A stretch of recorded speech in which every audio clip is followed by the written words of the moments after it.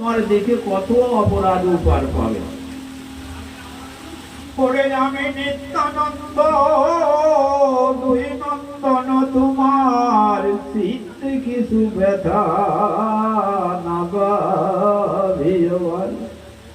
ও শ্রীনিবাস, তোমার যেমন পুত্র চলে গেল, তেমন আমি গৌর সুন্দর নিত্যানন্দ দুটো পুত্র যখন তোমার থাকলাম।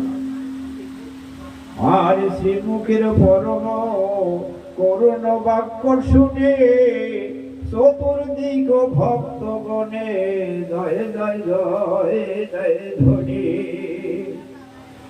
সর্বগণ সহ প্রভু বালক লয়া আর চলিলেন গঙ্গা তীরে কীর্তন করিয়া।